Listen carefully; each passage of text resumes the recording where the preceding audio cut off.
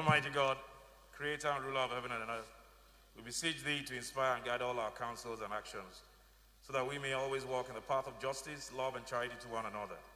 Help us with thy grace to do only those things that will promote the unity, peace, happiness, and prosperity of Nigeria. The pledge. I pledge to Nigeria, my country, to be faithful, loyal, and honest, to serve Nigeria with all my strength, to defend her unity, and uphold our honor and glory. So help me God.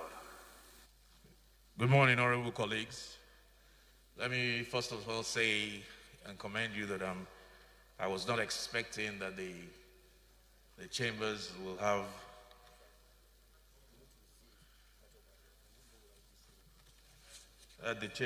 have as many members present.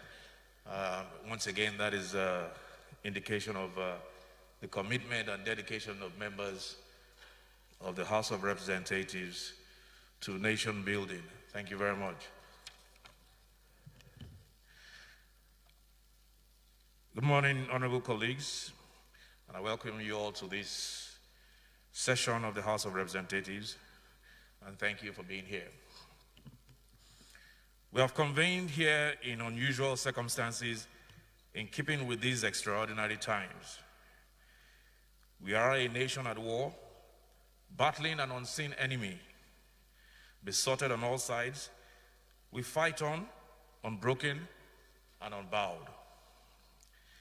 Honorable members, the arrival of the deadly coronavirus on our shores threatens the same consequences as if we were besieged by the terror of armed conflict.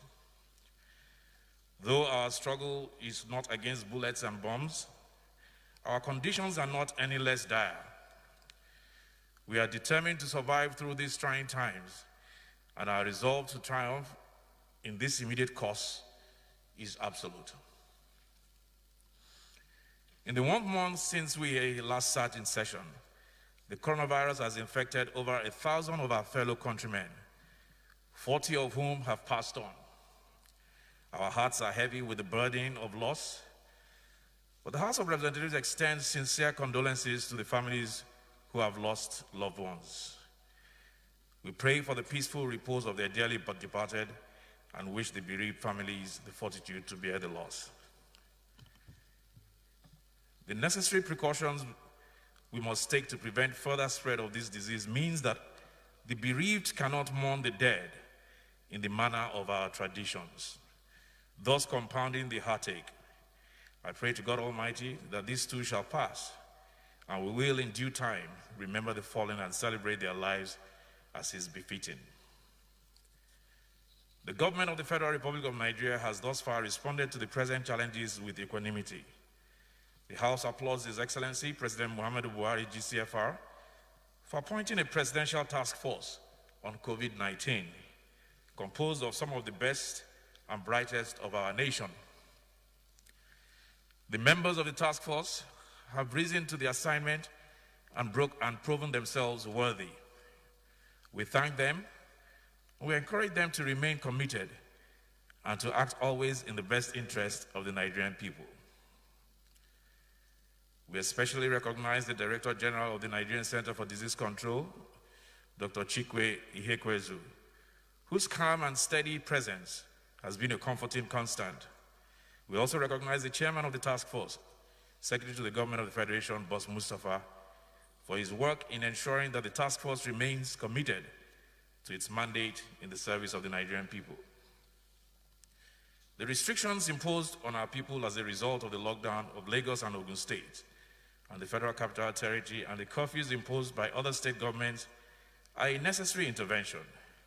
These restrictions are a marked departure from the norm, and many of our people are understandably having a hard time adjusting.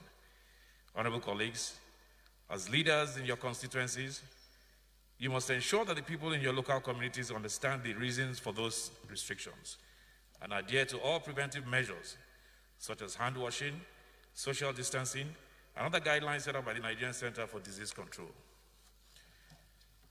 Our best hope is to prevent the massive outbreak of this disease in Nigeria.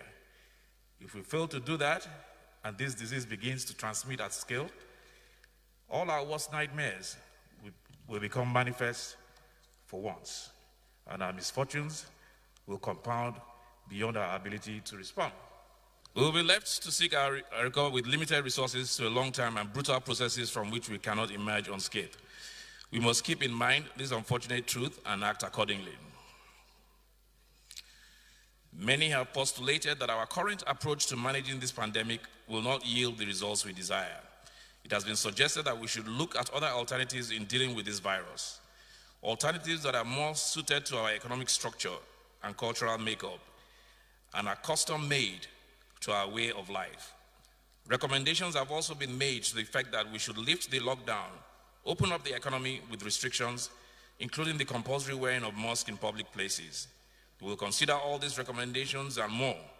Whichever way we go, the total defeat of this virus must be our immediate goal and our highest priority. The commendable palliative schemes initiated by the administration have helped alleviate the sufferings of some of our most vulnerable populations. However, many of our people have not benefited from any of the implemented measures. It is necessary that we act to ensure that as many people as need help are reached, and we must also ensure that the distribution of interventions across the country is inclusive and equitable. At times like this, there is a tendency for the existing fault lines of a nation to become dangerously exacerbated.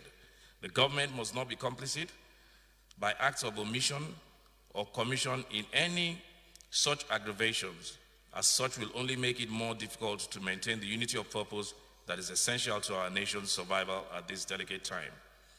Let me also, at this time, call on the administration to take advantage of the unique insights of federal legislators in targeting the distribution of some essential palliatives. When federal government interventions do not reach those that need, we are first to receive complaints and have to explain to our constituents the reason why they do not qualify or why they have been left out. Our grassroots interactions provide knowledge and context that can be useful to ensure that the hardest hit communities receive help. We intend to bring these unique perspectives in our ongoing work to codify the National Social Investment Program into a bill that will be considered by the House at our next adjourned date. We will also at that time seek to pass a second economic stimulus bill to provide necessary relief to individuals and corporate organizations in Nigeria. We expect that before then, the Senate will quickly consider and pass the first economic stimulus bill, which has since passed in the House and now awaits concurrence by the Senate. Ladies and gentlemen, the shutdown of commercial activities initiated here at home and abroad to curb community transmission of COVID-19 has devastated the global economy. We have already begun to see the effect in millions of lost jobs, lost incomes, lost revenue, and severely diminished productivity. In the past week, we saw oil prices fall into negative value. Our country, heavily dependent on crude oil income, has seen a drop in our revenue so severe that we risk failing to meet even the most basic obligation of governance. At a time when the social welfare demands on the public purse are higher than they have ever been, our present reality calls for nothing short of a wholesale reform of our governing structures, systems, and processes. Any such efforts must of necessity begin with drastic reductions in the cost of governance, coupled with determined efforts to drive economic diversity and innovation in the non-oil sector. It is in preparing for this new reality that I have established a post-COVID-19 strategic response team with a broad mandate to develop interventions and reforms and also to update the legislative agenda to reflect our post-COVID realities and priorities. The strategic response team will be supported by a group of technical experts, private sector leaders, and representatives. Their experience and expertise will ensure that the policy proposals presented to the House are rigorously grounded in a fact-based reality. There are no longer any sacred cows, protected spaces, or classes. Even every area of our national health policy, economic policy, tax policy, education policy, and security architecture are now on the table for reform. We must turn this moment of profound crisis into an opportunity to make the hard choices we have too long deferred, but can now no longer avoid if we are to survive as a nation. This House of Representatives is ready, and I trust that we will find allies in government and across our country who are prepared to make the changes that our country needs to survive, recover, and thrive. As we contend with the challenges of this pandemic and an economy in decline, we must not lose sight of the plight of our citizens in foreign lands who suffer stigma, harassment, and abuse in the hands of their hosts. A few weeks ago, the House intervened in the matter of Nigerian nationals in dire circumstances in China. The Minister of Foreign Affairs, Jeffrey Onyema, has been consistent in his defense of the rights of Nigerians abroad, and the House commends his efforts. Yet, despite his efforts and the assurances given to the House by the Chinese ambassador in Nigeria, there are still reports of ongoing mistreatment of Nigerians in China. I call once more on the government of the People's Republic of China to ensure that Nigerians and people of African descent resident in China receive the human rights protections to which all citizens of the world are entitled. These are the same rights and privileges the people of China receive in foreign lands, including here in Nigeria. Where there are credible cases of discrimination, harassment, or rights abuses against our citizens, swift and visible action must be taken by the Chinese authorities to safeguard lives, livelihoods, property, and the sense of human dignity of Nigerians and fellow Africans. Extrajudicial punishments, including unlawful evictions or detention of persons of color under the guise of quarantine, are not acceptable to us. Any abuse of human rights or departures from the structures of international law betrays our shared humanity and calls for the most stringent and globally coordinated response if it persists. Here at home, we are immensely proud of our fellow citizens who have in the last month shown kindness and empathy beyond anything anybody could have imagined. All over this great land, without being asked, people have extended assistance to friends, family, and strangers alike in ways big and small. The private sector-led Coalition Against COVID, otherwise known as CACOVID, has raised enormous sums to assist the efforts of the federal government and state governments in providing healthcare access, food supplies, and other palliatives. Citizens have committed substantial personal resources to provide cash grants, food, and medicine. As a nation, we have set aside mundane considerations and shown that our capacity for brotherhood may well be limitless. It is this, more than anything else, that assures me that we will overcome our current challenges and emerge stronger and better than we ever were. On this note, I salute all our honorable colleagues for your contributions to the welfare and well-being of your constituents in these challenging times. The reports thus far received of your individual efforts have been laudable, and I thank you on behalf of all the Nigerian people. As we deliberate today, let our utterances be guided principally by the desire to bring forth ideas that will improve our nation's ability to rise to the challenge of the times. Let us speak with the recognition that this is no time for politics or the consideration of minor things. This is a time for selfless service, for courage and determination to make the critical decisions necessary to survive this pandemic and shape a better future for us. Honorable colleagues, none of us expected that our tenure of service will include these extraordinary times. We did not foresee the challenges we now face and must overcome. But we know that this is a time for statesmen who are willing to do what is hard and make the difficult choices from which greatness is born. I call on this honorable House to, with one accord, boldly act in whatever ways we must to protect our people from the immediate ravages of hunger, disease, death, and economic devastation. Let us see to it that when the verdict of posterity is delivered, it will be kind to us. In reconvening the House today, we have sought the guidance of health professionals and the Nigerian Center for Disease Control.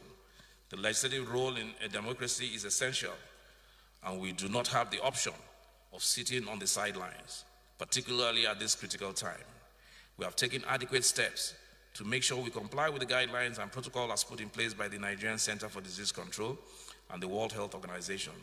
This present crisis brings to the fore the need to update our rules and practices in the National Assembly to allow for more effective use of technological tools that aid remote working. In the interim, committees of the House should continue with relevant and practical oversight work while observing strict guidelines. I thank you all once more for being here today, and I welcome you back to the chambers. I pray for God's mercy and wisdom to guide us through these times. God bless you all, and God bless the Federal Republic of Nigeria. Order, please. Thank you. Be seated, members. Thank you, Honorable Speaker. Thank you, honorable colleagues. My name is Benjamin Okezie Carlo. I represent the good people of Nigeria, starting from Bende Federal Constituency.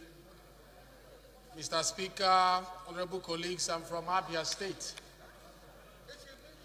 This morning I rise to humbly seek the leave of this House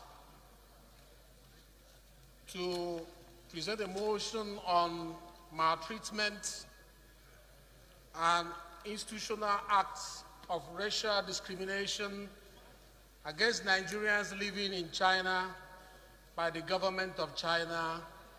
I do this in conjunction with 9 other honorable members.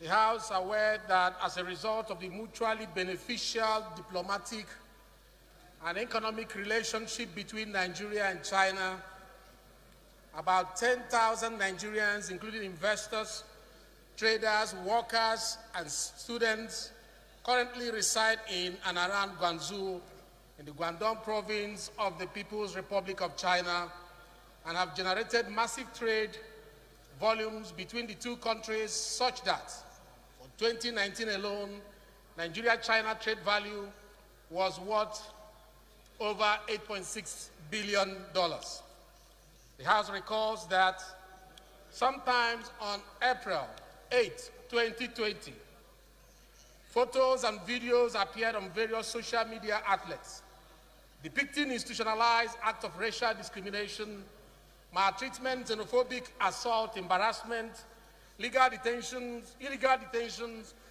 and forceful eviction of Nigerians and other Africans living in Guangzhou. Consigned that under the pretext of curbing the spread of COVID-19, which ironically originated in Wuhan, China, several kinds of maltreatment of Nigerian citizens in Guangzhou have been perpetrated by Chinese people and authorities, including wrongful confiscation of Nigerian international passport, prolonged and illegal detention of Nigerians in the name of mandatory quarantine, despite their having certificates of clean health, and no recent travel history, outright refusal to test or release the test results, and the eviction of Nigerians from their homes and hotel accommodation, etc. The House is worried that in the exercise of its function of protecting the interests of nationals of a sending state, as provided for under Article 5 of the Vienna Convention on Consular Relations, 1963. Order, please.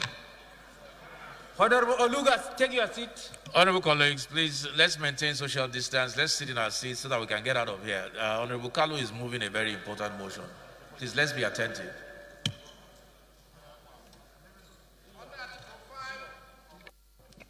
Under Article 5 of the Vienna Convention on Consular Relations, 1963, the Nigerian Consul General was treated in clear violation of Article 40 of the said treaty, which requires the receiving state to treat consular officers with due respect and to take all appropriate steps to prevent attacks on their persons, freedom, or dignity.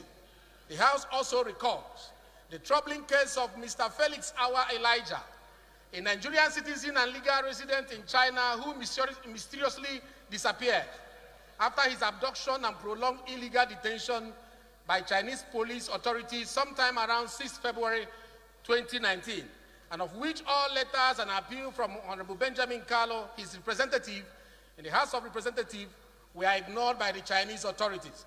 The House also consigned that the action of the Chinese authorities do not reciprocate the favorable treatment their nationals enjoy in Nigeria, but have instead put a strain on the diplomatic and economic relations between Nigeria and China, thereby endangering Nigerian businesses in China valued at billions of dollars. Also worried that the actions and inactions of the Chinese authorities clearly establish a trend of racial discrimination as defined in Article 1, Sub 1 of the International Convention on the Elimination of All Forms of Racial Discrimination to mean any distinction, exclusion, restriction, or preference based on race, color, descent, or national or ethnic origin, which has the purpose or effect of nullifying or impairing the recognition, enjoyment, or exercise on an equal footing of human rights and fundamental freedom in the political, economic, social, cultural, or any other field of public life, and that such actions and inactions are in breach of several other international conventions to which Nigeria and China are signatories. The House also is worried that the actions and inactions of Chinese authorities clearly establish a trend of racial discrimination as defined in Article 1.1 of International Convention on the Elimination of All Forms of Racial Discrimination to mean any distinction, exclusion, and restriction of preference based on race, color.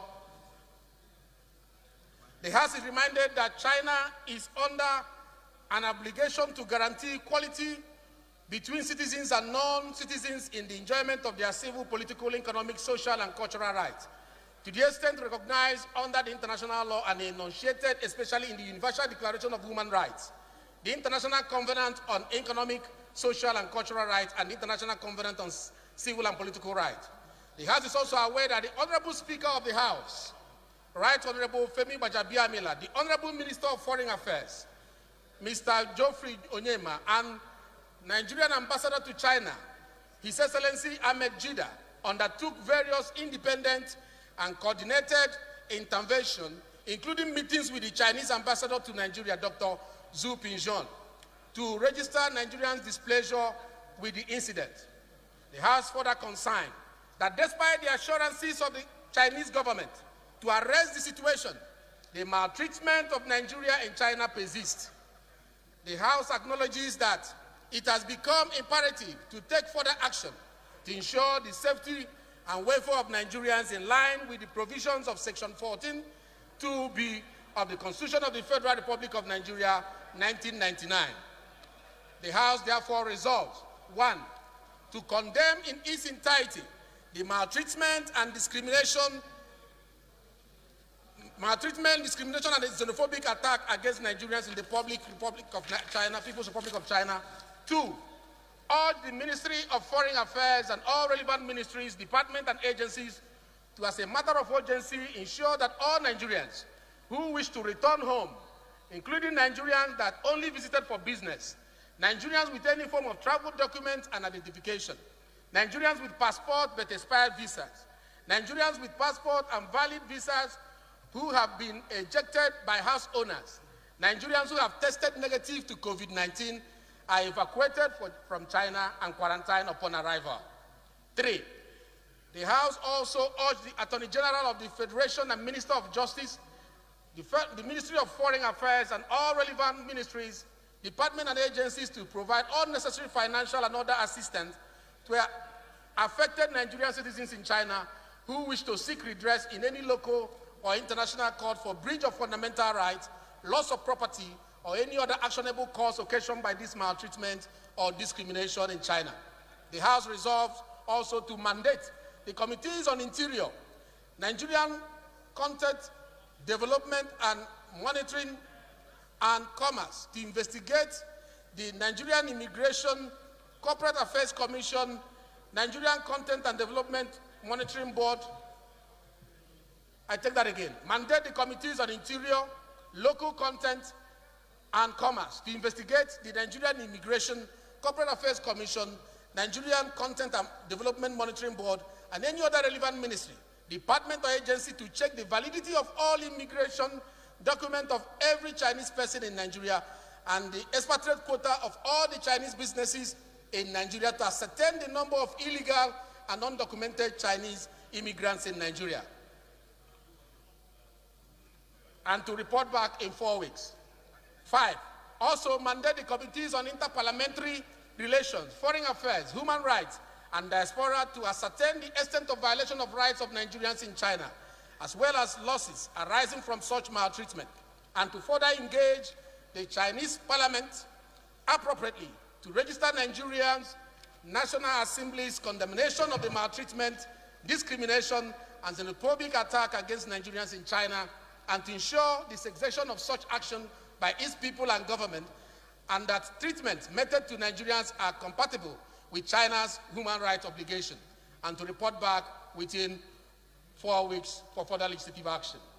5, seek the concurrence of the Senate of the Federal Republic of Nigeria. I so move. Second. Thank you, Mr. Speaker, and my honorable colleagues. I am Honorable Ferdinand Dozie-Nwankwo, member representing the group of Njikoka and Ocha Dunugofia Federal Constituency, and from Anambra State. I rise to support a very wonderful motion, heavily moved by my colleague, Carlo. I still support. Thank you. Honorable Carlo, I think your motion totally covers everything. Maybe a debate will be almost overkill. Yeah, it's a very well crafted motion. So I'll just put the question. Those in support, please say aye. Those against, please say nay. Ayes have it.